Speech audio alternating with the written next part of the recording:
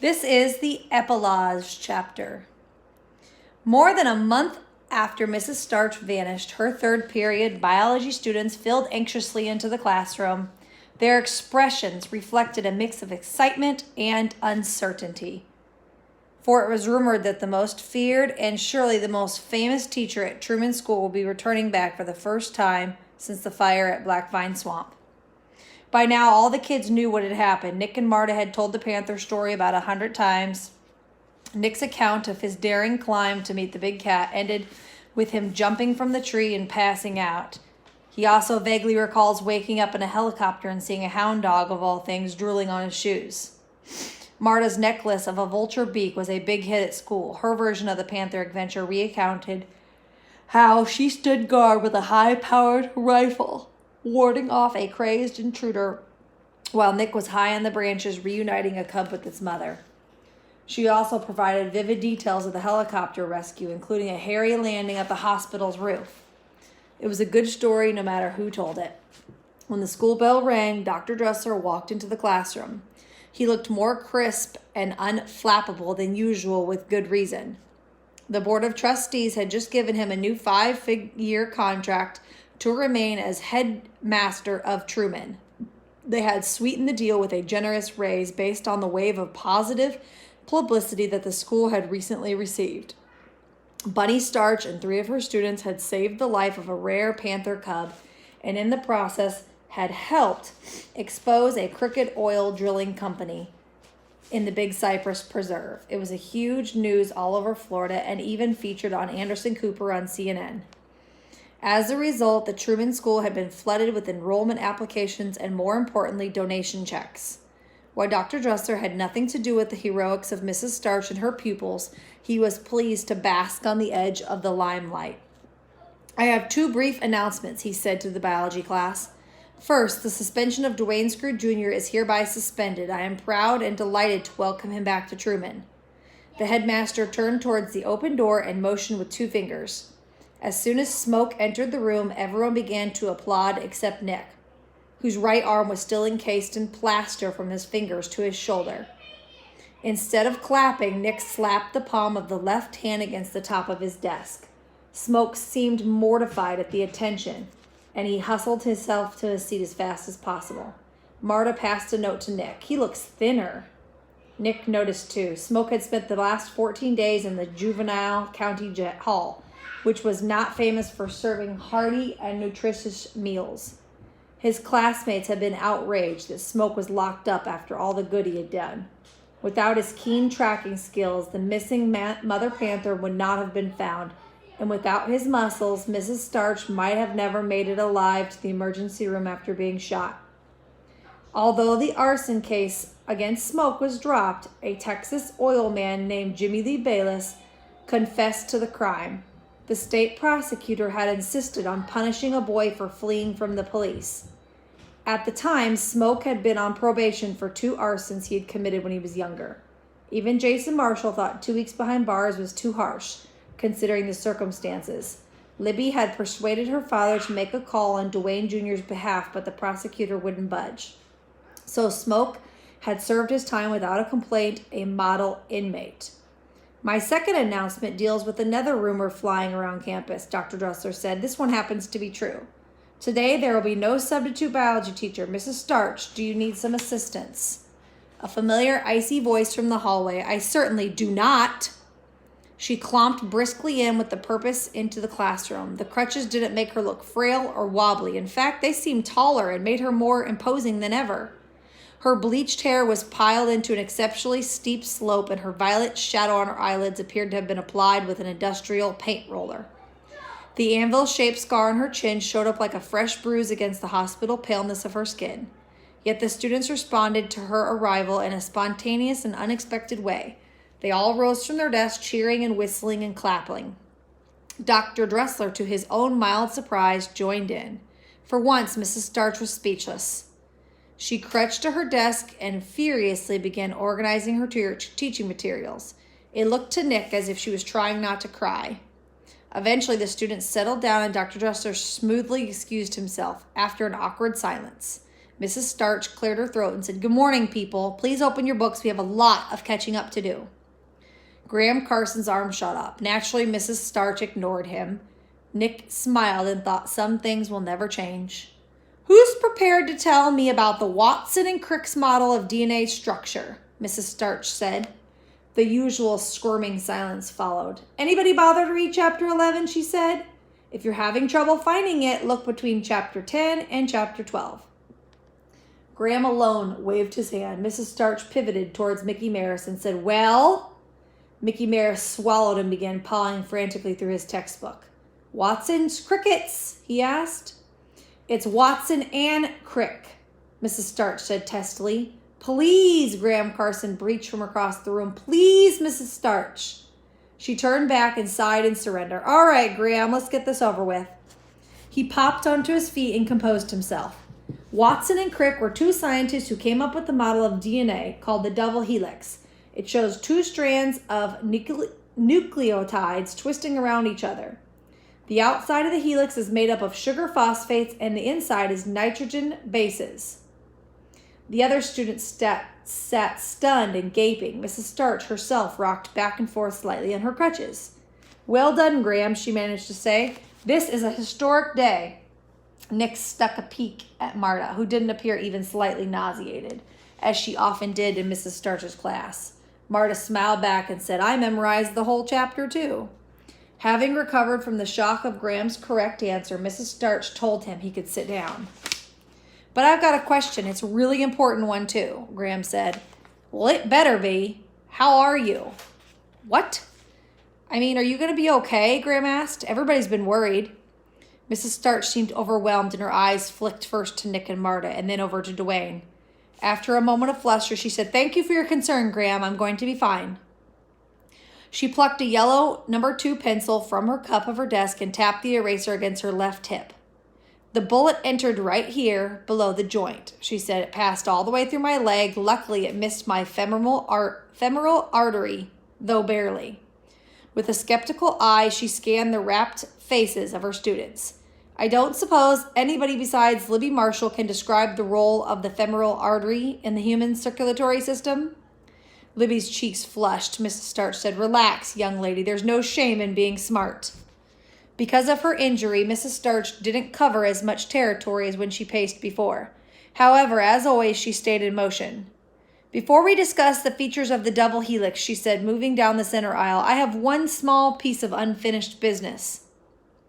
She stopped at Smoke's desk and handed some papers to him, and he examined them closely, his brow knitted.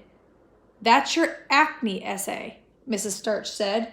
"Right." He brushed a shock of black hair away from his forehead. She said the title was quite clever, "The Curse of the Persistent Pimple." A nice touch of alliteration. "Thanks," Smoke murmured wearily. "I know you had a sense of humor, Duane. Didn't I tell the whole class? A wicked sense of humor." She looked up at her. "But it says here I got an A-." Mrs. Starch nodded. "Correct. If you hadn't misspelled endocrine, then I would have given you an A." Marta whistled under her breath. Mrs. Starch was notoriously stingy with A's.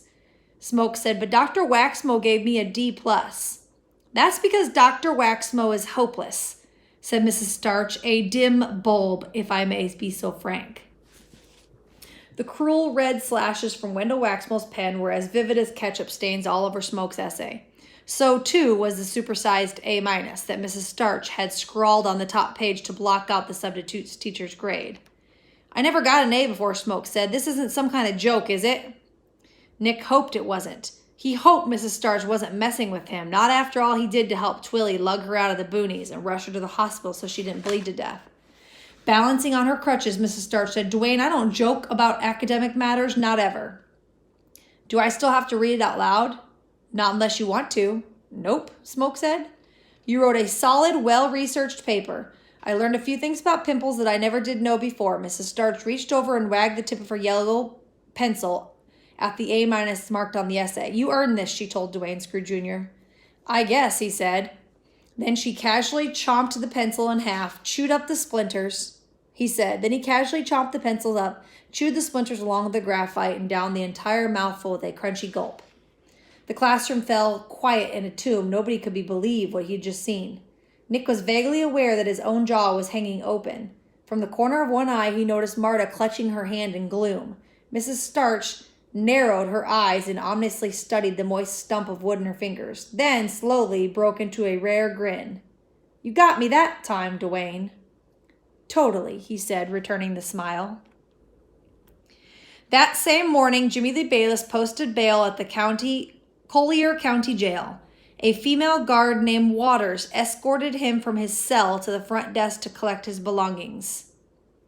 "Did he ever turn up?" Jimmy Lee Bayliss asked. He was referring to his ex-boss, Drake McBride, who had been missing in the Big Cypress since the day he ran off into the fog.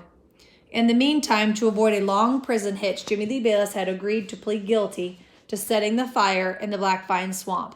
He also promised to testify against Drake McBride, who faced a pile of serious charges, including the attempted killing of the endangered Florida panther. "Funny you should ask," Officer Waters said to Jimmy Lee Bayliss. "Mr. McBride turned up yesterday at a fancy hotel in Miami Beach. He's grown a goatee and shaved his head, and he was using a fake name." Jimmy Lee Bayliss was astonished that the moron even made it out of the wilderness, considering the lack of survival skills and the lame sense of direction. The jail guards said Drake McBride had lost 20 pounds while hiking in circles through the Blackvine Swamp. Eventually, he stumbled on Route 29 where a sympathetic trucker had picked him up. "They busted him while he was getting a massage," Officer Waters said. "How did they know where he was hiding out?" Jimmy Lee Bayliss said. "His own father turned him in." "Beautiful." Apparently, Mr. McBride had called up begging for money. His dad got ticked off. He phoned the police and gave them the address to the hotel. The room number 2. Jimmy Lee Bayliss said, "Couldn't have happened at a sweeter guy. Is my lawyer here?" "He's waiting outside," said Officer Waters. She handed Jimmy Lee Bayliss a paper bag containing his wristwatch, wallet, cell phone, and crumpled empty wrapper from a Tums stomach tablet. He thanked her and proceeded to the mesh steel door and led to the outside world. The guard said, "Before you go, Mr. Bayliss, there's something else you should know. My son was one of those students in that swamp the day you started the fire. He was also out there when your pal went ballistic with the rifle." Jimmy Lee Bayliss realized he was a captive audience, literally. Officer Waters held the key to the jail door and seemed in no rush to open it. "I'm really sorry, madam. I hope your boy wasn't hurt. But please believe me, Drake McBride was never my pal." "Man up, Mr. Bayliss. You guys were in an oil scam together. Everything happened out there is your fault as much as it was his." She was right, and Jimmy Lee Bayliss didn't have the nerve to argue. "I'm going to try to make up for it," he said dismally. "You were greedy." "Yes, ma'am, that's true enough." "And reckless," she added. "I know," Jimmy Lee Bayliss gazed longingly and locked the exit door. Officer Waters stepped closer and poked him in the chest. "My son fractured his arm out there," she said. "Geez, how many times can I say I'm sorry?" Jimmy Lee Bayliss felt nervous and trapped. Up until now, the female guard had always treated him decently. She said, "When you go to court, Mr. Bayliss, you better step on that witness stand and give the truth. That means telling the judge everything you did and everything you know." "Sure, of course. You made a deal and you better keep it." "I aim to," Jimmy Lee Bayliss insisted. "And don't get any clever ideas." Officer Water produced a stack of glossy travel brochures from Mexico. Jimmy Lee Bayliss paled. "I found these under the mattress in your cell," she said. Jimmy Lee Bayliss managed a shrug. "A man can dream, can't he?" "Not when a judge is holding his passport, he can't. Goodbye, Mr. Bayliss." Nick Waters' mother unlocked the heavy steel door, and Jimmy Lee Bayliss walked out of jail with no bounce in his step. The lawyer, whom he had met over the phone, was waiting in the lobby. He wore a black, double-breasted suit and carried a briefcase made from a dead crocodile. His name was Bernard Beanstoop III. "But everybody calls me Bernie the Bean," he said brightly. Jimmy Lee Bayliss shook the lawyer's hand and said, "Pleasure to meet you, Bernie." But he didn't really mean it. Melissa Winship banged on the screen door with as much force as she could summon from her 72-year-old, 92-pound body. She was determined to be heard over the mouths of her symphony that was blaring from her son-in-law's house. Finally, she stalked down the steps and picked up a rusty crowbar that was lying in the cluttered yard.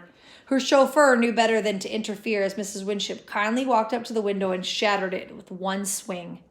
The music stopped immediately, and Duane Scrooge Sr. appeared on the porch, the macaw screeching hysterically on his shoulder. "Millie, are you out of your mind?" he yelled. "Kindly tell your parrot to be quiet." "Don't you touch Nadine." "Help!" cried the bird. A brown, floppy-eared head poked sleepily out of the frame of the broken window, startling Mrs. Winship. "Somebody gave Junior a bloodhound," Duane Scrooge Sr. explained, unhappy. "His name is Horace." Mrs. Winship set the crowbar down against the house. She said, "We have a luncheon engagement at noon sharply. It's now 1:30. Duane Scrooge Sr. slapped himself on the side of the head and said, "Oh." Mrs. Winship stroked the hound dog's furred head. "You know how I feel about rudeness, Duane. I got mixed up. I thought our lunch was tomorrow. You know how I feel about carelessness." "Sorry, Millie." The macaw squawked and flared its wings as if it was about to make a dive at Mrs. Winship. He glowered at the bird and said, "Don't even think about it, Nadine." Duane Scrooge Sr. hustled his noisy pet to the cage and then threw on a clean shirt and ran a comb through his hair. Mrs. Winship had made reservations at a restaurant nearby in the Naples Pier. She chose a table on the patio where they could see the gulls and listen to the waves on the beach. Duane Scrooge Sr. was too nervous to enjoy the sunny setting. "I'll pay you back," he blurted to his mother-in-law. "For what?" "For hiring that lawyer for Junior. I know he did not come cheap." Mrs. Winship shook her head and speared a shrimp from her salad. "The man thinks he's Perry Mason, but he sure does lost interest in DJ once the arson charges were dropped. 2 whole weeks in juvenile detention. Let's just say Mr. Beanstoop and I have negotiated a steep reduction in his fee." "Who's Perry Mason?" Duane Sr. asked. "Oh, never mind. I still will pay you back. You take care of your broken window and we'll call it even." "But I got a job now, Millie. I have money coming in." Her fork halted in midair, carrying an impaled shrimp. "What kind of job?" she said. "Piano teacher. I already have 3 kids signed up for weekly lessons." Mrs. Winship smiled. "That's excellent."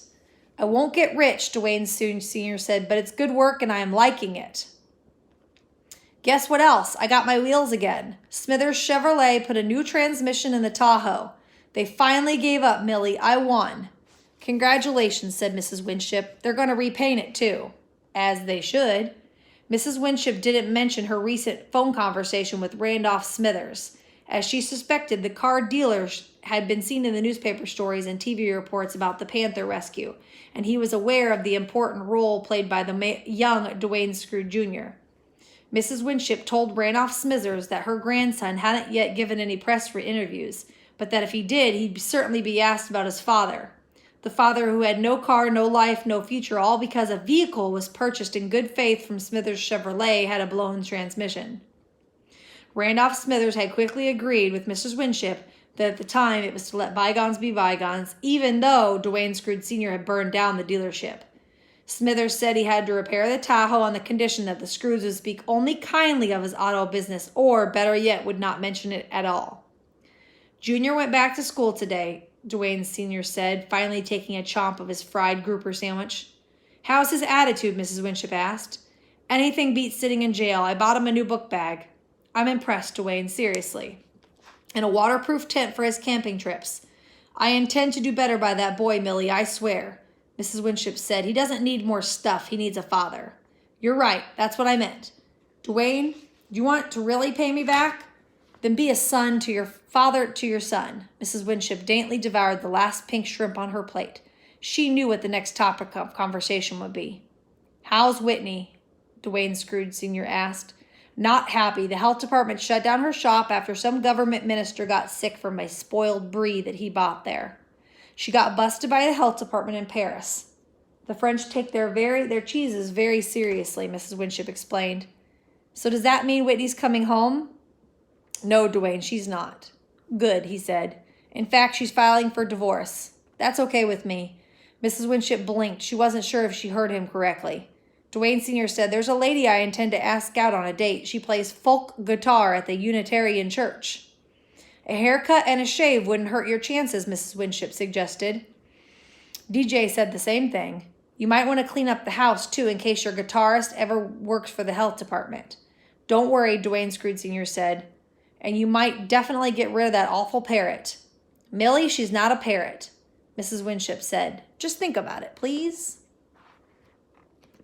In all the media accounts of the Panther episode, there was no mention of a Twilly spree, which is how he wanted it. Mrs. Starch and the kids agreed to leave him out of the story, although his role was not small. After driving Mrs. Starch to the hospital and leaving Duane Screw Jr. to stay with her, Twilly rushed back to get the other two kids.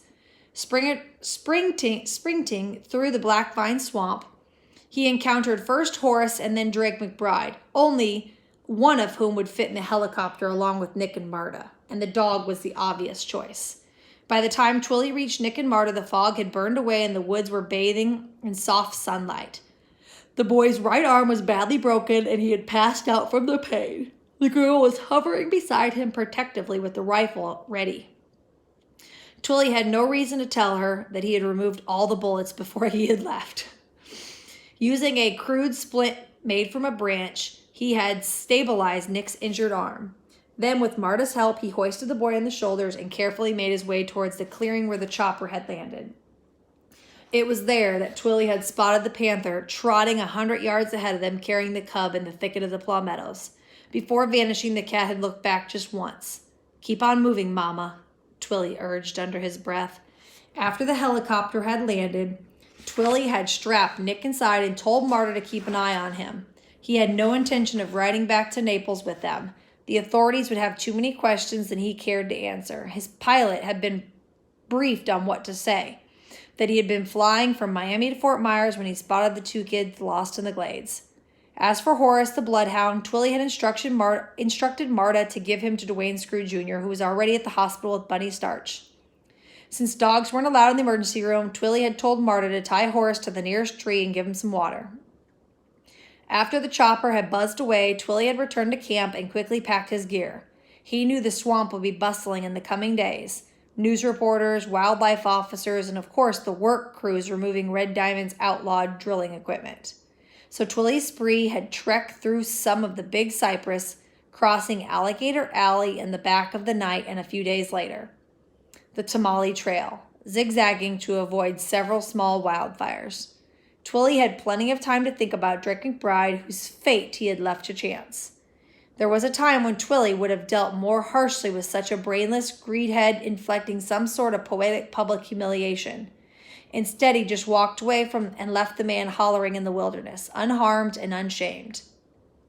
Twilly wondered whether he was going soft or if he was wising up. He also found himself thinking fondly of Duane Jr., Marta, and Nick, who had risked their necks for a little panther cub. The kids were tough and brave and determined to do the right thing, qualities that were often lacking in grown-ups, Twilly knew. Aunt Bunny Starch was right, he mused. Hope springs eternal. Eventually, he hooked up with the Turner River and followed it all the way to the mouth of the Chuscali Bay, where a small blue canoe had been stashed for him in the mangroves. Twilly stocked up on food and water in the Everglades city, and he also stopped at the post office to mail something to Nick. Then he loaded the canoe and began paddling through the 10,000 islands with no particular destination. It was an easy place to get lost, which was precisely what he had in mind. 3 weeks after returning from the Walter Reed Army Medical Center, Nick's father announced that they were going fishing. They rode to the Chulosky, even through heavy fog, which reminded Nick of the day he had come face to face with the mother panther. The fog made him think of Twilly, too, the man who had completely dropped out of sight. A few days earlier, a plain brown package addressed to Nick had arrived by mail. Inside the package was a book, Hey Duke Lives, by Edward Abbey. An unsigned note from your favorite monkey wrencher. We'll meet again. Nick thought it was one of the coolest presents he had ever received.